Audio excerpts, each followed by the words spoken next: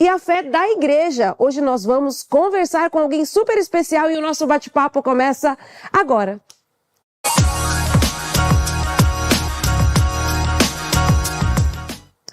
Recebemos aqui de forma online o querido pastor Natan Bezerra. Ele é escritor e referência na formação bíblica de ministros de louvor e autor do livro Cantar e Ensinar. Pastor, é um prazer ter você aqui com a gente. Muito obrigada pela sua presença e que bom que deu certo. Que bom que deu certo. Brenda, o prazer é meu. Muito obrigado. É uma alegria poder estar batendo esse papo com você sobre boa adoração e a importância que a música exerce no ensino da igreja. Me sinto muito honrado com o convite. Vai ser muito legal, porque, olha, eu acompanho aqui o seu Instagram, inclusive abri ele aqui, é muita informação legal que você compartilha com a gente. E para começar, antes da gente ir de fato para o nosso tema, eu queria saber como que começou a sua caminhada no ministério e a sua ligação com o louvor. Conta pra gente. Então, eu sou um paraense, nasci na cidade de Paragominas. Meu pai é pastor, né, hoje ele atua lá em Paragominas, mas eu comecei a me envolver com música com 8 anos de idade, quando meu pai estava pastoreando em Altamira, no Pará. Minha mãe é ministra de louvor também, tem 2 irmãos que também são da área da música, da área do louvor e adoração. Quando eu fiz 18 anos, já ministrando louvor, gravei um CD com minha mãe. E então foi aquele momento, né, eu preciso ir para o seminário, entendo o chamado do Senhor para a minha vida. Só que eu fui para o seminário com esse objetivo de fazer composições mais bíblicas, composições mais profundas ali. E eu me formei no Bethel Brasileiro em João Pessoa, na Paraíba. Como meu pai é da Paraíba, já conhecia ali o Bethel Brasileiro. Então me formei lá, conheci minha esposa. E lá, o meu TCC foi o que se tornou a pesquisa do meu livro, Cantar e Ensinar. A igreja aprende quando canta, né? Então, ali foi que eu comecei a pensar de maneira mais teológica o ministério de louvor. Então, eu volto para o Pará, caso com a minha esposa, que inclusive fez teologia também no Bethel, sergipana. Ela saiu de Sergipe, foi para o Bethel Brasileiro, se formou lá. E então, quando começo a pastorear, é que já há essa preocupação no pastoreio, atrelado com a música, então já muito ligado. Então, enquanto pastoreava, enquanto pensava a pregação, eu também já refletia mais profundamente com o ministério de louvor, as canções. E aí pastoreei por 7 anos, fui para Brasília por 5 anos, estou trabalhando ainda na comunicação da Convenção Batista Nacional, sou coordenador de comunicação lá, e hoje estou aqui em Cuiabá. Estou aqui no fuso horário, inclusive, hein? Meu Deus do céu, que horas são aí? Aqui agora são 9, 1 hora menos, né? Meu pai do céu. 9h40. E é calor, né? Cuiabá é calor, é quente. Quente. Pastor, eu acho isso tão legal quando o pastor ele é envolvido com a música. Eu acho que dá uma outra cara assim para a igreja, né? E qual que foi o momento que você percebeu que cantar também era uma forma de ensinar a igreja? Eu, por exemplo, eu cresci num ambiente, na Assembleia. E aí era aquela coisa, né? Não sei se você já visitou. Hoje estou na presbiteriana, mas eu tenho a minha história, né? Cresci na Assembleia e é um público diferente, né? E aí depois fui para Batista, aprendi muitas coisas ali também, como ministra. O meu pastor é o meu sogro, né? E aí ele falava assim: ô Brenda, quando você for ministrar, não é para você pregar. E aí, porque ele tinha essa liberdade, né? Então eu aprendi isso, que quando eu estou ministrando ali o louvor para a igreja, não é para eu pregar, é para eu conduzir eles, né, em adoração, enfim. Qual que ficou o momento assim exato que você percebeu que cantar também era uma forma de ensinar? Quem está ali ministrando faz isso, ensina a igreja. Quando eu estava pesquisando o meu trabalho de conclusão de curso, lá no seminário ainda, eu estava ali, enquanto eu definia o tema, a gente saía para pregar, tinha uma igreja que eu, finais de semana, estava ali auxiliando. E nessas pregações, lendo os comentários, eu sempre observava algum texto que dizia: isso aqui é um possível hino da igreja primitiva que Paulo inseriu em sua carta. E isso acontece com Colossenses 15 ao 20, Efésios 2, do 6 ao 11, aliás, Filipenses 2, do 6 ao 11, Efésios 5, 14, lá nas cartas de Paulo a Timóteo também há trechos possíveis hinos ali da igreja primitiva. Então, lendo esses comentários, eu falei, rapaz, isso aqui é interessante. Até que Colossenses 3,16, principalmente na versão corrigida, né, diz assim: a palavra de Cristo habite em vós abundantemente em toda a sabedoria, ensinando-vos e admoestando-vos uns aos outros, com salmos, hinos e cânticos espirituais, cantando ao Senhor com graça em vosso coração. E aí eu percebi que havia uma intencionalidade do apóstolo Paulo em ensinar a igreja por meio de trechos de hinos da igreja primitiva, né? Hinos que os irmãos cantavam, Paulo inseria de maneira intencional para reforçar aquilo que ele trazia. Então, quando eu vi o contexto da carta aos Colossenses, principalmente, como havia uma heresia que rondava a igreja. No capítulo 1, do 15 ao 20, Paulo coloca um hino. Temos até a canção lá do Projeto Sola, Colossenses 1, né? E no capítulo 3, versículo 16, essa ênfase, aí eu comecei a pesquisar de maneira um pouco mais aprofundada sobre isso. E aí foi quando saiu o meu TCC e depois transformou nesse livro, né? Cantar e Ensinar. A igreja aprende quando canta. Aí eu falo de Paulo, falo de Lutero, falo da influência de Calvino, inclusive, falo de pais da igreja. Utilizaram a música com essa influência, né? Com essa, que legal. Com essa perspectiva.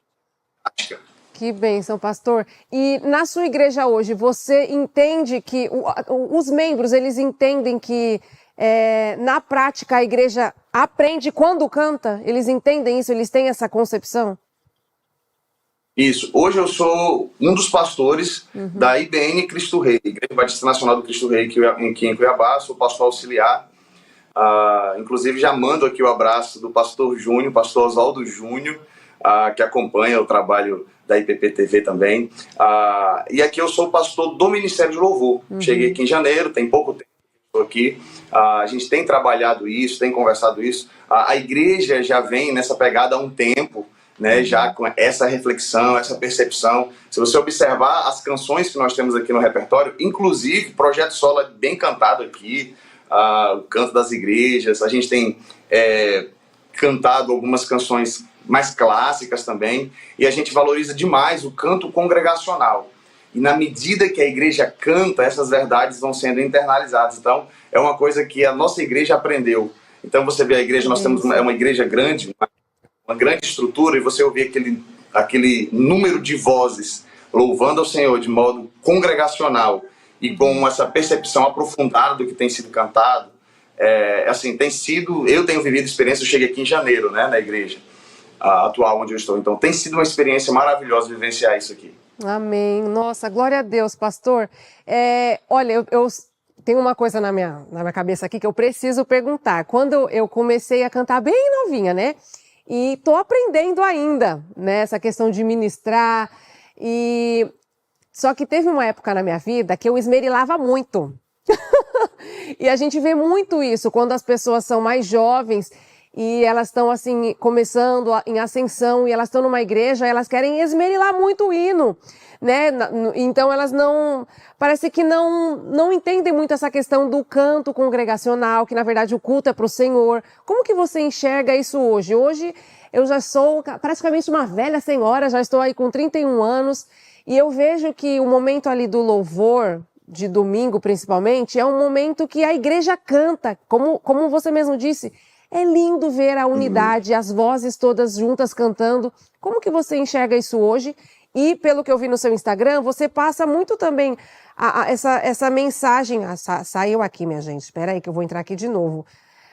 A emoção pode até encher o ambiente, mas só a palavra alimenta de verdade. Então, assim, tudo é voltado para a palavra, né? O foco sai daquilo que você sabe fazer, da sua potência vocal e vai para o Senhor, né? Como que a gente pode falar para essas pessoas que ainda não entendem isso, esse foco principal?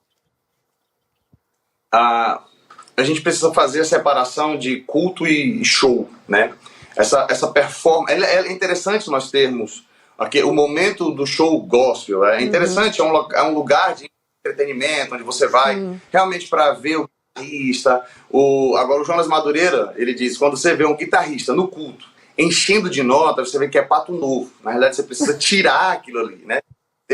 Seja no instrumento, seja na parte vocal. Então, o nosso foco no culto é facilitar o canto da igreja. O Ministério de Louvor está a serviço da igreja, no quesito facilitar o canto. Então, quem presta o culto a Deus é a igreja como um todo. Eu vi recentemente o pastor Jefferson, lá numa das palestras que eu estava ministrando, ele palestrou antes de mim, lá no Espírito Santo, e ele falou o seguinte: o culto é como um teatro, né? Só que não da maneira como muita gente acha. Eu vou ao teatro assistir, então eu sou espectador. Não, ao contrário. Se o culto é como um teatro, o espectador ali é Deus. Uhum. Os atores principais são a igreja. E o Ministério de Louvor? E a equipe técnica? E todo o pessoal que está de alguma forma ali auxiliando para que o culto aconteça? Ele vai dizer, são a galera que fica atrás das cortinas, nas cordas, nos bastidores, né? Uhum. Puxando, abrindo e fechando a cortina, de alguma maneira, auxiliando com que aquilo aconteça. Então, o Ministério de Louvor, a gente precisa ter essa concepção. Nós somos aqueles que ficam por trás da cortina. A ideia é essa. Uhum. Nós estamos ali para facilitar o espetáculo. Se é assim que a gente pensa no caso.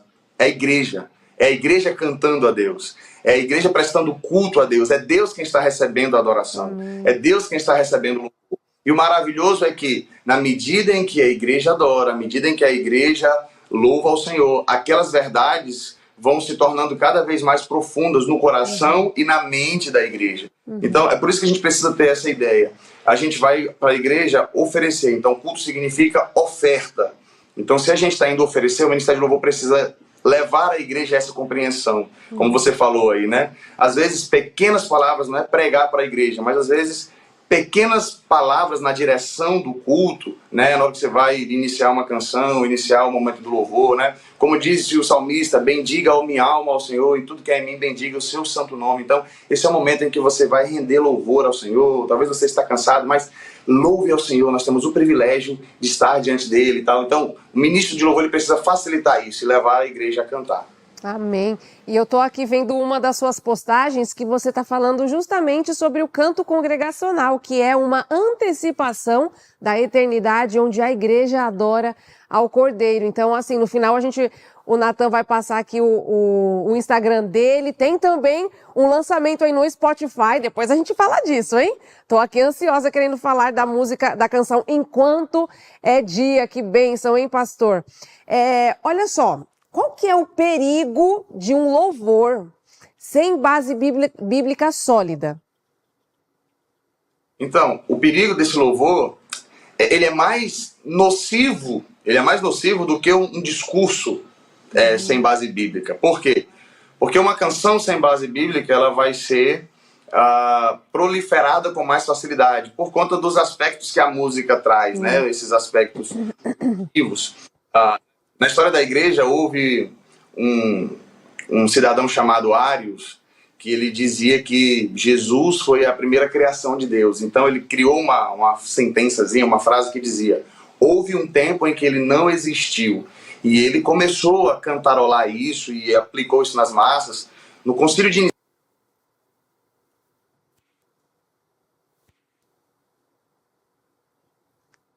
Meu Deus do céu, deu algum problema aí, minha gente? É isso mesmo? Meu Deus do céu. Voltou? Então bota ele aí. Voltou.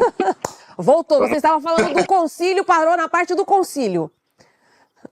Isso. No Concílio de Nicéia, em 325 d.C., Arius foi declarado herege por conta do seu falso ensino. Mas Ambrósio de Milão, um outro pai da igreja, precisou desenvolver um cantochão refutando as heresias que Ário havia difundido, né? Ou essa heresia que Ário havia difundido. Então, mesmo um concílio declarando seus ensinos de maneira heréticos, como ele havia colocado uma sentença cantada, precisou Ambrósio de Milão também utilizar música para refutar. Então, se eu não me engano, é o Paul McCammon, no livro na Bíblia, que vai dizer que tanto os ortodoxos quanto os heterodoxos utilizaram música para difundir ensinos. Então, o perigo de uma música sem base bíblica é que ele vai cada vez mais longe por conta do poder didático que a música tem. Como em Colossenses 6, Paulo dizia, olha, ensinando-vos e admoestando-vos uns aos outros com salmos, hinos e cânticos espirituais, Paulo está dizendo, para vocês ficarem dessas heresias de vocês, cantem as canções de vocês, cantem os hinos de vocês. Só que hoje é pensar quando a gente fala, né? Cantem os hinos gospel, a gente não pode. Talvez são bons repositórios aí das nossas doutrinas, né? Cada denominação com sua confissão, e etc. Hoje eu vejo que realmente tem ressurgido, tem renascido aí boas canções que a gente pode voltar a ter esperança nas canções. Amém. Pastor, conta pra gente como que faz pra gente identificar se uma música ela é teologicamente saudável para a igreja. Como que a gente identifica? Não, eu costumo dizer, Brenda, que não é uma coisa assim, tipo como um filtro, né? Eu vou pegar um filtro e colocar em cima de uma canção. Por quê? É um pouco mais complexo, porque você observa que existem canções que elas não são cristocêntricas, mesmo usando versículos. Então ela pega alguns versículos, coloca ali, mas quando você vai ver, é cheia de teologia da prosperidade, ela fala de vingança. Eu vi que esse programa ele é bem divertido. A gente pode citar o nome dessas músicas aqui ou é bom ou não? Que pode você citar, me diz? pode falar à vontade. Posso citar? Pode. Então, canções como Sabor de Mel, por exemplo, ela vai usar versículos bíblicos, mas você observa que a intenção da música, ela tem, né? Quem te viu passar na prova e não te ajudou, quando vê você na bênção vai se arrepender. Vai estar entre a plateia e você no palco. Ou seja, o que essa música incentiva, né? E aí, às vezes você coloca uma música dessa no repertório e a música da sequência é quero amar sem distinção, sem preconceito. Então, assim... Ou você ama ou você odeia. Aí você tem Toda Sorte de Bênçãos, por exemplo. Existem excelentes músicas desse grupo, mas tem algumas que são bem complexas, né? Então, por exemplo, Toda Sorte de Bênção tem uma frase que diz assim: e em todas as coisas eu sou mais do que vencedor. Por todo lado sou abençoado. Só que quando você vai ver esse texto, em todas as coisas eu sou mais do que vencedor, tá lá em Romanos 8. Romanos 8. Só abrir aqui, ó. Romanos 8, versículo... Romanos 8, 37. Em todas essas coisas, porém, somos mais do que vencedores por meio daquele que nos amou. Em meio a que coisas? Em meio a perseguição, morte, fome, perigo, nudez. Ou seja, em meio a tudo isso, nós somos mais do que vencedores. Aí você pega essa frase e coloca no meio de bênçãos de prosperidade, bênçãos financeiras. Tá? Você percebe que ela saiu do contexto. Então, eu vou te dizer assim, quando alguém me pergunta como identificar, é a gente perceber para além dos textos bíblicos, mas qual a conotação que aquela canção está dando. Por quê? Eu já vi algumas pessoas dizendo assim, Brenda, se a música tem eu, você já descarta essa música, porque ela não é cristocêntrica, ela é antropocêntrica. Eu falei, mas aí a gente pode incorrer num perigo. O Salmo 23, por exemplo, o Senhor é o meu pastor, nada me faltará. Deitar-me faz em verdes pastos. Guia-me mansamente a águas tranquilas. Refrigera minha alma. Né? Guia-me pelas veredas da justiça por amor do seu nome. Então, o filtro que a gente vai colocar não dá para ser uma coisinha assim também. É esse filtro aqui que você coloca na música para saber se ela é certa ou errada. Mas a gente precisa ter um conhecimento bíblico. A gente precisa ter um respaldo bíblico para que você olhe para aquela música e consiga identificar se aquela música é cristocêntrica ou não. Mas, a grosso modo, você precisa ver quem está sendo engrandecido nessa música, quem está sendo elogiado nessa música. É Deus. Porque você tem outras músicas, por exemplo, né? Campeão, vencedor. Quem é o campeão e vencedor? É a pessoa, sou eu. Né? Deus dá asa. Essa fé que te faz imbatível te mostra o teu valor. Ou seja, a música está falando de mim, não é de Deus. Verdade. Então, é esse tipo de coisa que você começa a perceber. Quando o Salmo 23 diz, o Senhor é o meu pastor, está falando do cuidado de Deus para comigo. Então, é Deus que está sendo agradecido, é Deus que está sendo louvado. Eu costumo dizer que uma peça literária, vamos usar ali um filme, Crônicas de Nárnia, por exemplo. Quem são os protagonistas do filme? Os 4 irmãos ali, né? Edmundo, Lucy, Pedro e Susana. Mas o grande herói do filme é Aslan. O grande herói do filme é Aslan. Então, Salmo 23, por exemplo, ela fala da minha experiência, ali, o eu lírico, né, é Davi, o salmista, mas você percebe que todo tempo ele está glorificando a Deus como o verdadeiro pastor, como o supremo pastor, de quem a minha alma depende, de quem eu dependo, é Ele quem cuida de mim. Né? Então, você vai para o Salmo 139, sonda-me, ó Deus, conhece o meu coração. Agora, é claro que quando você vai para os Salmos como um todo, existem canções voltadas a partir da minha experiência, mas você vê canções com experiências coletivas, né? Quando o Senhor restaurou nossa sorte, estávamos como os que sonham. Eu acredito que para o canto congregacional, as melhores canções é aquelas que glorificam a Deus, mas apresentam uma experiência coletiva da igreja. Por exemplo, canção do Asaf Borba, né? Jesus, em tua presença, reunimos-nos aqui, contemplamos tu.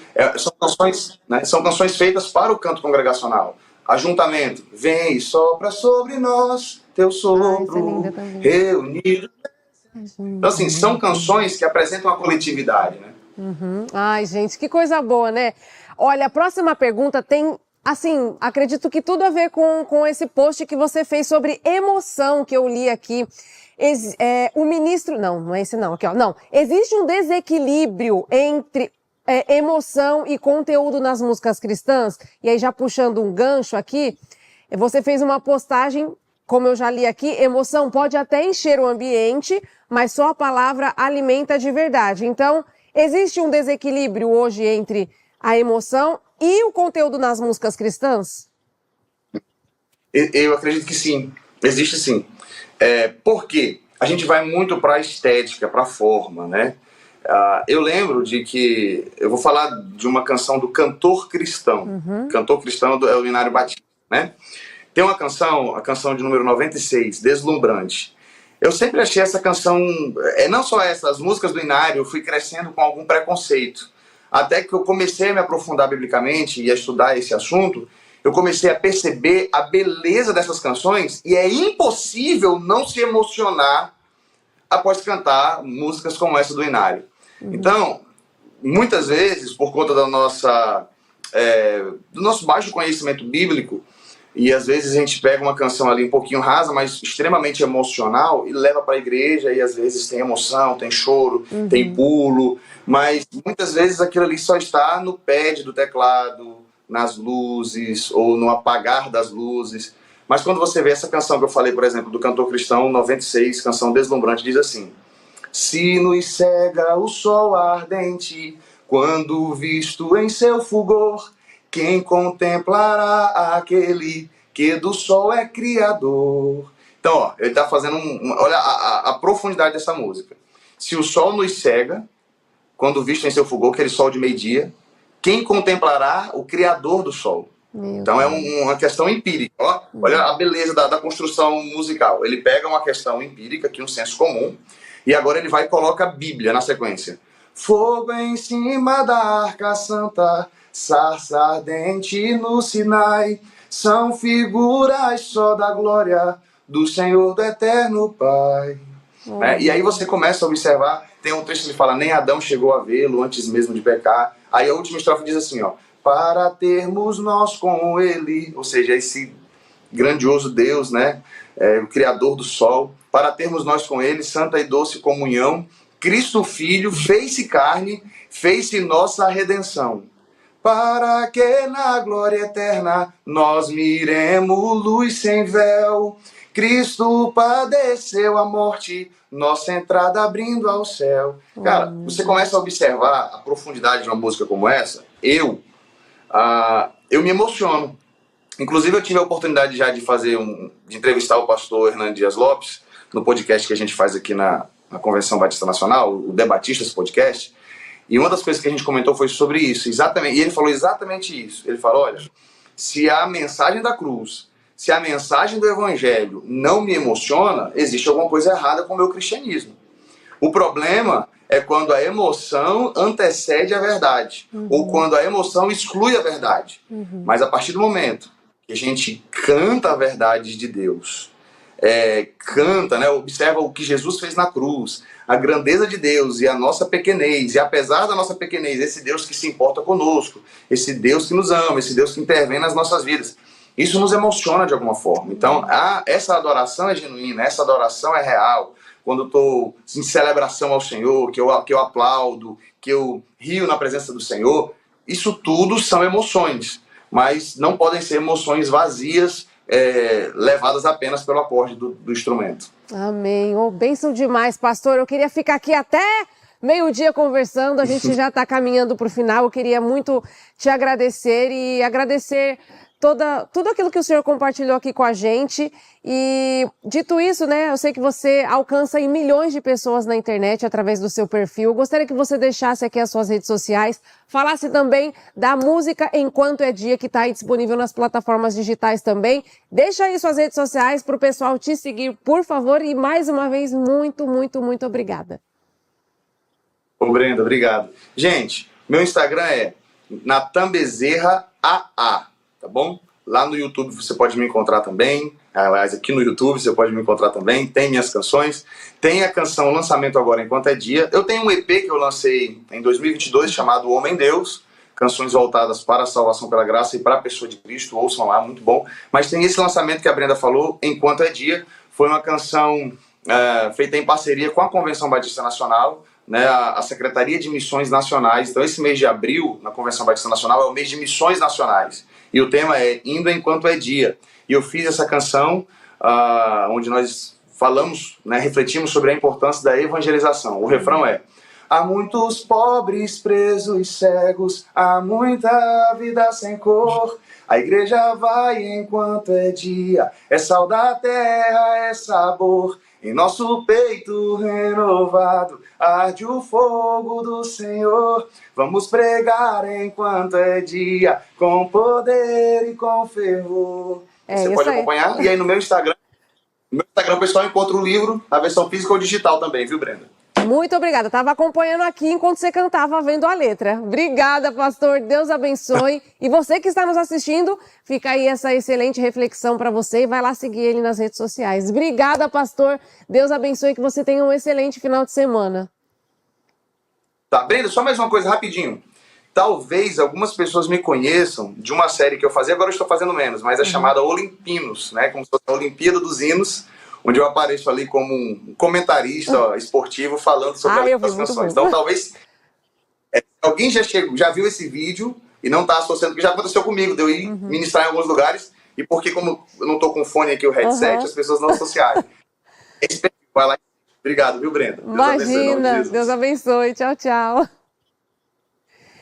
Bom, gente, nós vamos agora para um rápido intervalo.